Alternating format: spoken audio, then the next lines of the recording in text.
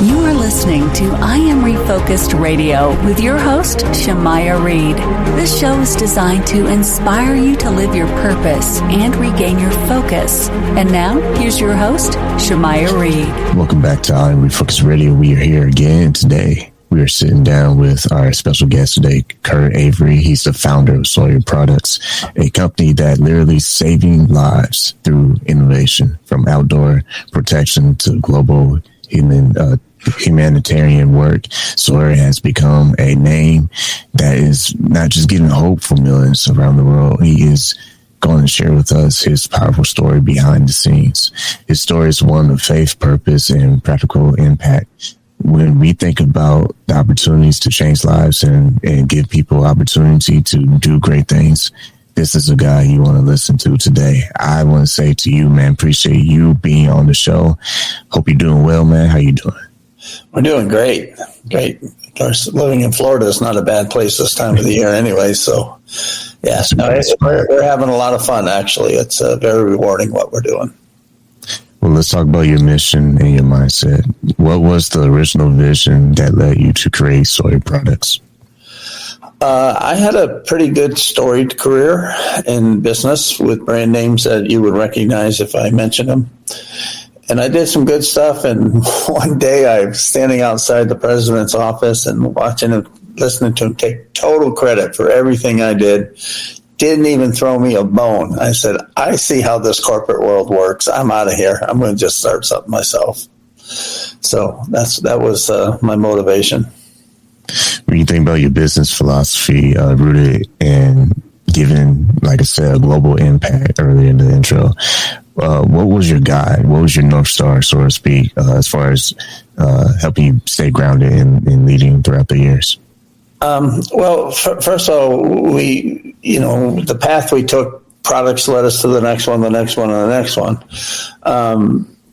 And then we started realizing that, wow, these products really can make a difference. We do insect repellents and water filtration, and half the world dies from one or the other. I mean, we just proved something out with our permethrin product saving babies from malaria, and then we got the water filtration where we just can eliminate sickness. And so we just said, gosh, we really got the stuff. What do I need it for? We're fine. I'm a humble farm boy, so no U-Hauls in heaven. Let's just go ahead and do this. We've had a lot of God stories going on in this thing, and it sounds like this is what He would like us to do, and He's been blessing us quite well. So, how do you not do this stuff when you got the products that will just save thousands, hundreds of thousands of lives a year? How do you not do it? If people go to your website, Sawyer.com, they can see just the amazing impact that you've been doing. And I'm sure that comes with a polished team. So when you think about leadership and inside the organization, what are some of the things that you try to keep front and center for your team to sustain the success? Yeah, a couple of things. One, we won't sell second-rate products. Every product we have is the single best product in the world for its application. You have to set your standard there that everything you have is the best. Secondly, I hire the best. I mean, I have the best employees in the world. There's nobody. And why would you not want to work here? We have good enough margins. We pay well, but we're changing the world. I mean, who doesn't want to join a company that's changing the world? So those are motivations, and then we're all in. Everybody in the company's all in on doing this and making these products available to change the world. So, and I delegate. I'm a great delegator. You can't do it yourself. You get the best people and you say, go for it. I mean, what do I know about Generation Alpha? I mean, I don't know about them. I don't know Gen Z. I don't understand any of them, but my people do. I just know we have to understand them. And I let my people figure it out. So we're not that big, but we got quality. Once again, I'm talking to our guest today, Kurt Avery. He's the founder and president of Sawyer Products. Go to their website, Sawyer.com. My next question for you is, let's get into the filtration system you kind of touched on earlier. How do you see your product different from what's on the market, and how does that difference keep you going? Well, we have two three very distinctive differences from anything else that's out there. First, the technology came from hollow fiber membranes. If you can clean blood, you can clean water. So we revolutionized that and brought that technology to the world. But along the way, we ended up with some very serious technology advantages. First, think of them as little hoses with holes in them. So our holes are smaller than anybody else's. So they're so small that nothing that makes you sick can get through those things. Nothing biological. We stop typhoid, cholera, giardia, E. coli, all those things. We stop cholera dead in its tracks same day. And that's a nasty one. That one you can be healthy in the morning, dead in the afternoon, but not if you're using ours. So you can't get sick. Viruses get through, but they're not in the water. Viruses are airborne in body fluids. So basically, once you use this filter, we're pretty confident that we can say you can't get sick. And that's huge when you go to places of the world where basically a third of the people are sick at any one time. So we wipe out 95% of all the sickness within 2 weeks. It's gone, just gone. You're not sick anymore. Babies don't get diarrhea and die. I mean, we save, some places lose a third of their kids. Well, now they don't lose them anymore. The second key element to that is our fibers are thicker. There's actually, you can go to the website and see the technology. We'll show it to you. Our hoses, the construct of the hose itself is so strong that you can keep back flushing it. You can't back flush other filters. We've already proven 100,000 gallons before and even then that's just what we say, because nobody's going to drink 100,000 gallons anyways, but theoretically there's no end to it. We have filters that have been out there for 15 years serving people every day. Just clean it, use it, clean it. You can't do that with other ones. If you were to robustly back flush all the other filters out there, you just blow them apart. You break the hoses. And lastly, to make sure of that, because there are always mistakes in manufacturing, we check every filter 3 times, not just random, but every filter is checked 3 times. 1, to make the holes are no bigger than we say they are, and 2 more times to make sure there's no leaks with the O-ring or the sonic weld. So that's a big part of the expense. But how do you not? You can't go to a village somewhere in the world and say, 90% of you are going to be okay. The other 10% you're going to get sick. No, you got to go in there and say you can't get sick. And you got 10 years. So we're down now where we can do, for as little as 30 cents, we can give somebody 10 years of clean water. I mean, that's amazing. You can hook them up to taps and just get to 500 gallons a day out of one filter. And these filters, they're under $20. They're smaller than a Coke can. How do you not share that? And we can do that because we do so many. Other people make 10,000, 20,000. We do millions of filters a year. So we were able to drive the cost down and be able to, and the charity side of the business, we're a for-profit company, and we do very well in the U.S. marketplace for repellents and water. But the overseas stuff is no, we give away most of that, or sell it at below cost or at cost or whatever. So we always say we give away 90% of our profits. We actually give away a lot more than that because we don't let it become a profit, which is, I only can do that because I own 100% of the company. So I don't have to. I would rather give the money away than give it to the IRS. We do it all legal. Well, give them to Caesar what is Caesar, so we won't cheat the government. But nobody says I have to make a profit. The bank's happy, we're happy, and we're able to do this. Got to do it. How do you not? You talk about working with nonprofits. You partner over, I think the number's right, over 140 different nonprofits. And with that, is there a particular story in the field that comes to mind that highlights the impact that you're doing around the world? Oh, there's so many stories, and actually some of them will be on the website so you can read them. But yeah, we do all the big ones, Samaritan's Purse, Compassion International, World Vision, Red Cross. But there's a whole bunch of little ones too. So we're pretty much the filter everybody's going to take with them because, again, nobody's going to get sick and it's going to last. So the value proposition is there. I'll tell you what really put a fire under us. We were playing around with this one time, and way back, I'm talking 2008 or so, and we got the story came back that, we were passing out filters really early stage then. And the grandma said, if you were only here 2 weeks ago, my grandson would be alive. And I'm sitting there going, oh my gosh, what? It's a privilege, but it's also a burden. You got to do it. How do you not do that? So, yeah, we had another one.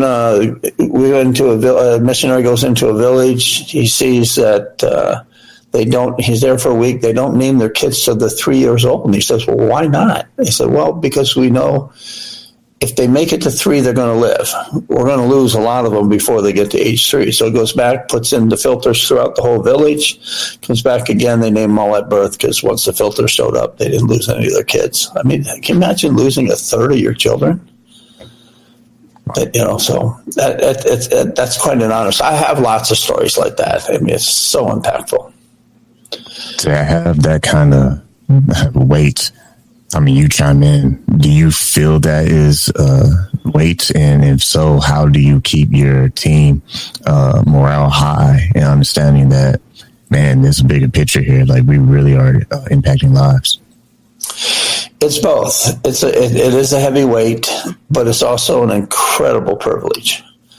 If you step back and you look at this what we're doing now, and we do 2 to 5 million people a year giving them water for the very first time. It's so life changing. It's not just a sickness. We save them money.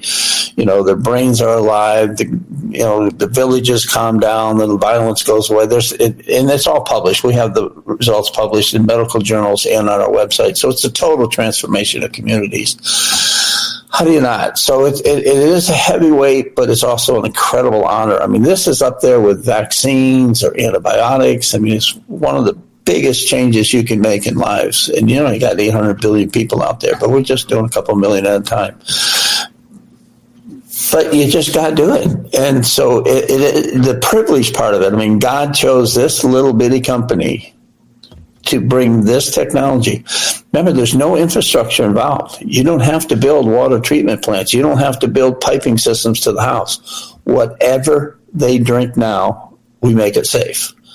It's the lowest cost way to change the world that you can come up with. I mean, 30 cents a person for 10 years? I mean, how do you not do that? So we're really at a takeoff point. And yes, we do have a Sawyer Foundation. So the company, when I exit the market, we like to say, either mentally or physically, the thing carries on. So the Sawyer Foundation will own Sawyer Products, kind of like Hershey Foundation owns Hershey chocolate. So it will carry on. And the Sawyer Foundation is a 501c3, so you can get a tax receipt if you want to donate. And every single dollar that goes to Sawyer Foundation will go overseas. And you probably can pick your continent or some of your things. We're in 80 countries, so we're pretty much everywhere. And there's no overhead at Sawyer Foundation. Sawyer pays all that, and it's very minimal to begin with. And then we also donate there too. And we donate filters, we donate cash. But anybody wants to chip in and join, they can go to the foundation, make a donation, get a tax deduction for it, and it will go overseas, 1 for 1. So again, this is I Am Refocused Radio. I'm talking to our guest today, Kurt Avery. My next question for you is: we mentioned nonprofits, but you also have built alliances with churches and governments around the world. What have you learned about doing those type of collaborations on that high level? Well, the church part of it's a lot of fun. I mean, 80% of the overseas work is done by believers. So, they're the one. We call them the sandals on the ground. They're the ones that are doing the heavy lifting. There's some non-religious, secular ones that do some of it, but 80% of it is done through the church. That's the charities. So governments are interesting.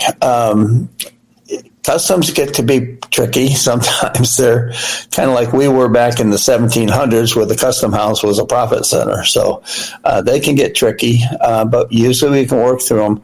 But we now are doing projects with OAS, Organization of American States, that they are used to get their money from USAID. Now they'll get it from the State Department or whatever. But they work in all of Central, South America, and the Caribbean, 37 countries. They have all the connections. They know every U.S. ambassador to those 37 countries and every ambassador from those 37 countries to the U.S.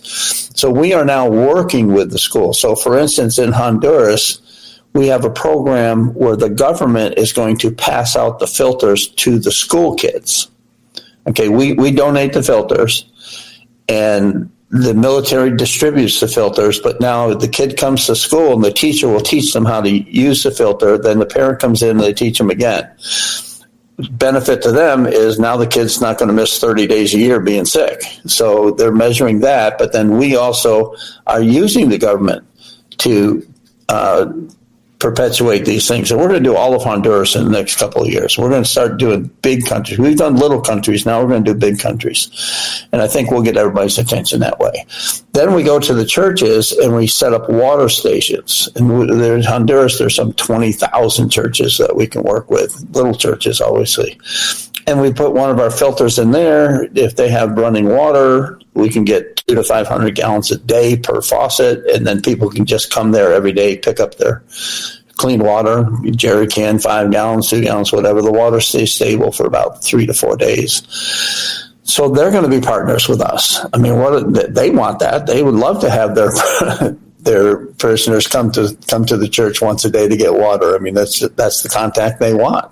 And these are small local churches. So that's the plan. And then eventually we can pass them out. We're now to the point where we're not just a filter, we're an entire system, because you have to change behavior. If you don't change behavior, you haven't really made progress. So we now have QR codes on there. You can hit it with your smartphone, and you can go to our help desk, and our help desk in 18 languages now. And we know if you come from Brazil, it'll be Portuguese. You come from Honduras, it's going to be Spanish or whatever. So we will, in videos, show you how to do it, how to apply it, and teach you how to take care of not just the filter, but yourself, because there's a lot of other ways to get sick. So there's wash best practices thing, washing your hands, washing your vegetables, things like that. So it's way beyond just a filter now. And then we have WhatsApp, so we can talk to them. They can talk to us. They can come and they got a question. I can't do this. I can't, it's clogged. Why is it? There's reasons. It could be calcium. It could be mud or whatever. We show them how to unlock it and get it going. So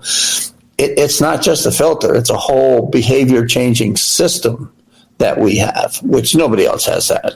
So you have to do it, though. We've done so many of these over the years that we've learned what it takes to change that behavior. And you change behavior. I mean, the whole family dynamics, we can save the woman 3 hours a day not dealing with water. They don't have to boil it, so they're not burning wood or fossil fuels. I mean, it's a huge green product if you want to look at it that way. Now they have clean water. They're starting businesses. Women can start cooking. They can make tortillas and things that they never could because they didn't have clean water. So we set free businesses. And if you've ever watched Survivor, your brain comes back to life when you're not dehydrated. You can have all the water you want now. So total life changing. This is awesome, man. I love the story dynamic, and I love, it sounds like you got into something that is like once in a lifetime, man. I mean, who can say that they're able to do something that is this much successful, not just in ways of a business being in profit margin, but it's successful in humanity terms, where you get to really change people's lives for the better. Yeah. Well, it's not me. I mean, there's a lot of people involved in this. You got the engineers, you got my people, you got all the charities. I mean, if we didn't have 140 charities, how would any of this have happened? So, and we're at every disaster, like in Helene, when they hit the Carolinas areas, we sent 100,000 filters up there. We got there long before vehicles could find people. The hikers were carrying them up there. Anytime there's a cyclone, typhoon, or tornado outside the United States, our people bring it in ahead of time, because even day 2, you got to have water. Samaritan's Purse keeps 2 plane loads of our stuff ready at all times to respond to any worldwide disaster. So we do it's a lot of things going on. So once again, this is I Am Refocused Radio, talking to our guest today. Make sure you go to Kurt's website. It is Sawyer.com. My next question is for your book. I cannot skip your book, man. So you have a book that people can get online. I'm sure they can go right to the website and get a copy. But if you can, before we sign off here, talk about your book, Sawyer Think, and what inspired you to get that out there. Yeah, also you can go to Amazon, but as always, always go to Amazon. I have a pretty good storied career. I'm not too bad in marketing. Obviously, we got here because of that. I went to Northwestern University, got my MBA there. So I have all these little tidbits, and internally I have what we call Grasshopper U. You have much to learn, Grasshopper. So I would be teaching these principles to summer interns and to our employees, and they kept telling me, you got to post, you got to share this with other people. So finally they badgered me into it. So the book Sawyer Think is how we think, how Sawyer got to where Sawyer is. So there's 25 business principles in there, very heavy on the marketing side, but there's other business concepts, strategic planning, thinking, naming things, creative destruction, all kinds of them. Some of them you get somewhere else, but there's a few in there that are my stuff that I kind of developed over the years and stole or whatever. So there's 25 concepts. The purpose of the book is, and some people called it an MBA in 200 pages. It's to make your business more successful. Can we do something to help you think ahead, think down the road, do things to fix or start a business looking, try and avoid the pitfalls that you didn't think about because now you thought about them ahead of time. So we're trying to make your business better. When your business is better, we also want to teach you how to use it for charity. So a lot of things people don't think things through. Like I use a restaurant as an example. It's not just the leftover food. It's the fact that you can buy it wholesale and give it away as opposed to people going to the grocery store or whatever. So whatever business you're in, the world needs that somewhere, whether it's in the United States or whether it's somewhere else.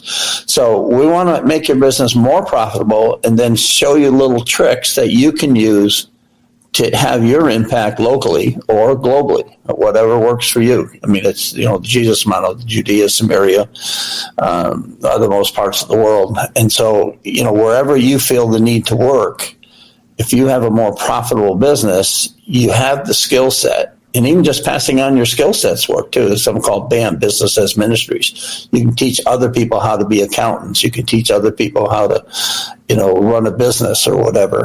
Farmers, there's a lot of that stuff going on. So you can impact the world more than you think you can.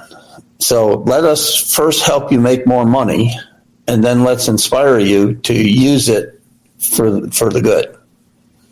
And speaking of for the good, my last question I want to give you is when you think about faith-based business owners out there, would you have any words of wisdom, just general words of wisdom that you give to them owners out there to balance purpose and profit without compromising?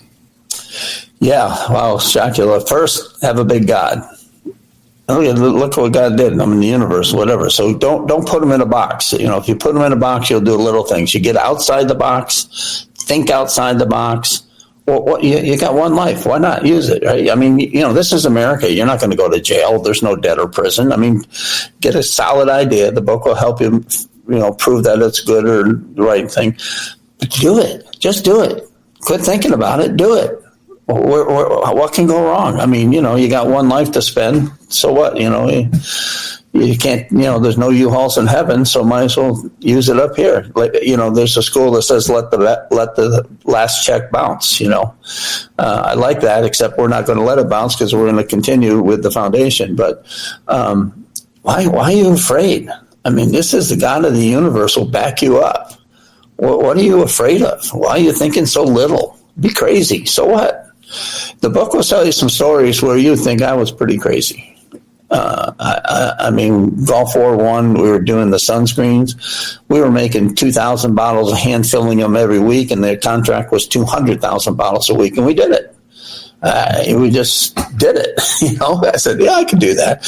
I've done that so many times. Why not? Why not? That's amazing, man. Like, these stories, they're so good. Has anyone ever tried to do a documentary on you? Like, is there any documentary films out there on you? Because this seems like this needs to be like pushed out everywhere. This is amazing stuff you're sharing right now. Well, we'll let you try that. Oh, man. Well, if I can live up to that. I'm an introvert, so I don't. I let and the other thing is I don't want the glory. I live in Florida. There's too much lightning here. If I take God's glory, I'm going to get whacked. So you got to give him the glory. That's awesome. Well, I appreciate you sharing this insight, because I think there's so much value that can be learned from your personal experience, not just as an individual, but like you said, your team behind you. And I believe that is every brand's secret is a good, solid team. There's highs and lows, but the main focus is we push through. And when you push through, amazing things happen. So I will give you the last word. If you go ahead. Well, first, it helps to have a great wife. Sometimes many wives would have thrown me overboard or told me don't do that, but she's game. She has a big faith too.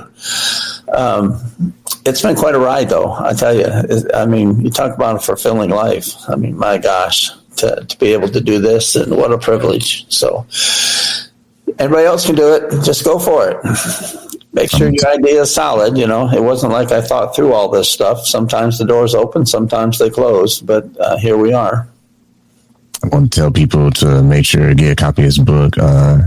And if you could say one thing to inspire a business owner out there who may listen to this and watch this online, just general advice based on your own personal experience, being in the field yourself and being around a good team, what will you say will make a person stand apart from the noise and the crowd in the business world? One thing is know what you don't know and know what you do know. So you got to understand your skill set and don't pretend you can do something you can't. That's when you fill in around, and don't fill around with people who agree with you. Fill it in with people who believe in the mission, but also can see things and find those mistakes and pitfalls that you're not seeing. And I'm big on creative destruction, always looking down the corner. What's going to happen? And there's a chapter in the book on that from Slumpeter. He knew that it just, I don't believe in unintended consequences. They come when you don't think it through ahead of time. So I'm a strategic planner by nature. That was my training. So you're thinking ahead, always thinking ahead, looking for the options. Don't get stuck with a strategic plan that you won't waver from, because the second, as they say in the war, the second the first bullet flies, the whole plan changes. So you have to be flexible, but you have to be skilled. So don't try to do stuff you're not good at. Leave that to others, and you just make sure. I'm a visionary. I don't try to do everything because I can't. That's why I filled in around me with people who can. My job is to keep looking ahead and seeing what the opportunities are and what the pitfalls are and avoiding them. So skill sets are very important. Be very honest with yourself. Don't ask your relatives, but ask some other business people what your limitations are, so you got good advice and you work around that. But go for it. I mean, why not? Well, I know this, man. If people watch this and listen to this, they might have to listen to it and watch it again, because this is like a boost of motivation and perfect way to end the week on a Friday. So, like I always want to say to, I guess, Kurt Avery, appreciate your time, man. Well, thank you for giving me the time. I appreciate it.